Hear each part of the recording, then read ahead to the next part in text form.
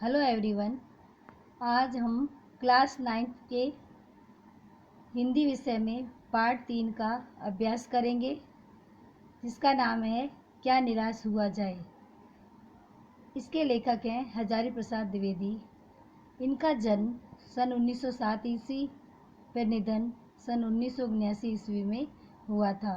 आचार्य हजारी प्रसाद द्विवेदी का जन्म बलिया, उत्तर प्रदेश जिले के दुबे का छपरा नामक गांव में हुआ था।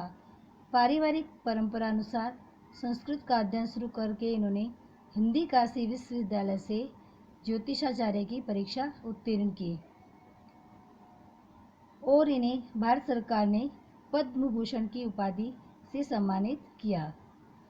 हिंदी साहित्य जगत में द्विवेदी जी का एक निबंधकार, उपन्यासकार, समालोचक तथा शोधकर्ता, इतिहासकार के रूप में प्रचलित हैं। अशोक के फूल, विचार प्रवाह, कुटज, कल्पलता आदि निबंध संग्रह, बाण भट्ट की आत्मकथा, पुनर्वा, चारुचंद्र लेख, अनामदास का पौधा, उपन्यास तथा कबीर, सूरदास, हिंदी साहित्य का आदिकाल, साहित्य सहचर, हिंदी साहित्य उद्भव और विकास आदि आलोचना तथा इतिहास ग्रंथ है। क्या निराश हुआ जाए ये साहित्य के प्रकार में एक निबंध का प्रकार है।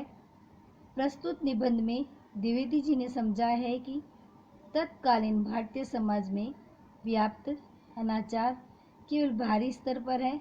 वास्तव में आज भी लोगों में मानवीय मूल्यों के प्रति आस्था कायम है। अपने जीवन में घटित कुछ घटनाओं के द्वारा बताया है कि हमें कभी निराश नहीं होना चाहिए, अपितु हमें जीवन के प्रति आस्थावान बने रहना चाहिए। आज चारों तरफ चोरी, ठगी, डकैती, तस्करी और भ्रष्टाचार की घटनाओं का बोलबाला है। अखबार झूठी घटनाओं से भरे रहते हैं। ऊंचे पदे पर जो लोग बैठे हैं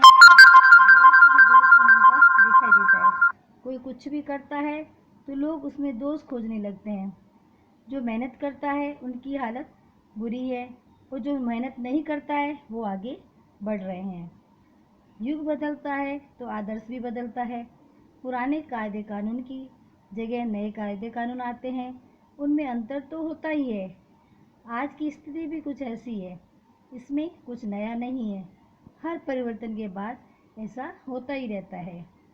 भारत ने कभी भौतिक वस्तु के संग्रह को महत्व नहीं दिया है। हमारे यहाँ अध्यात्म को भी महत्व दिया गया है।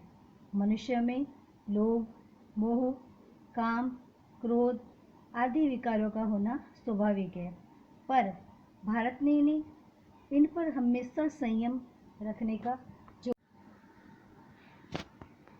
आज देश में कृषि उद्योग, वाणिज्य, शिक्षा आदि क्षेत्रों में विकास होना चाहिए, परंतु जिन लोगों पर इनके विकास की जिम्मेदारी है वे अपने लक्ष्य को भूल गए हैं।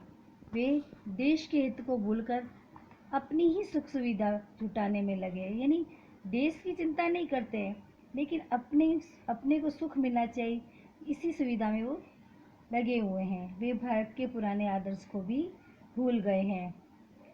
देश में आज भी धर्म को कानून से बड़ा माना जाता है। सेवा, ईमानदारी, सच्चाई और आध्यात्मिकता के मूल्य आज भी बने हुए हैं। यहाँ लेखक एक उदाहरण के द्वारा समझाना चाहते हैं कि एक बार लेखक रेलवे टिकट खरीदते समय उन्होंने टिकट बाबू को 10 रुपये की जगह 100 रुपये का नोट दे दिया, लेकिन टिकट बाबू ईमानदार थे। उसने रेल के डिब्बे में लेखक को खोजकर उसे 90 रुपये लौटाकर अपनी ईमानदारी का परिचय दिया। दूसरा एक उदाहरण देकर समझाना चाहते हैं कि एक बार लेखक अपने परिवार के द्वारा बस में यात्रा कर रहे थे।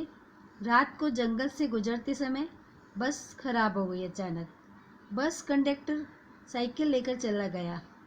बस में जो बैठे हुए यात्री थे वे ड्राइवर पर गुस्सा निकालने लगे।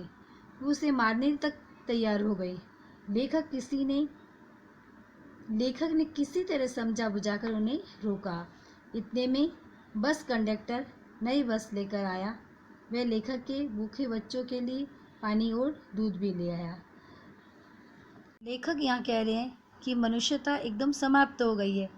कैसे कहूँ कि लोगों में दया माया तो बिल्कुल भी नहीं रही है। जीवन में न जाने कितनी ऐसी घटनाएं हुई हैं जिन्हें मैं भूल नहीं सकता। ठगा भी गया हूँ, धोखा भी खाया है, परंतु बहुत कम स्थलों पर विश्वासघात नाम की चीज़ मिलती है। केवल उन्हीं बातों का विश्वास रखो जिनमें धोखा खाया है, तो जीवन कष्टकर हो जाएगा। परंतु ऐसी घटनाएं भी बहुत कम नहीं है जब लोगों ने अकारण सहायता की है, निराश मन को ढाढ़स दिया है, हिम्मत बंधाई है। रविन्द्रनाथ ठाकुर ने अपने एक प्रार्थना गीत में भगवान से प्रार्थना की थी कि संसार में केवल नुकसान ही उठाना पड़े, धोखा ही खाना पड़े, तो ऐसे अवसरों पर हे प्रभु मुझे ऐसी शक्ति दो कि मैं तुम्हारे ऊपर संदेह न करूं। मनुष्य के बनाई विधियां गलत नतीजे तक पहुंच रही है तो इन्हें बदलना होगा। वस्तुतः आए दिन इन्हें बदला ही जा रहा है, लेकिन अब भी आशा की ज्योति बुझी नहीं है। महान भारतवर्ष को पाने की संभावना बनी हुई है और बनी रहेगी। इसलिए अंत में लेखक यही कहना चाहते हैं कि हे मेरे मन, निराश होने की ज़रूरत नहीं है। धन्यवाद।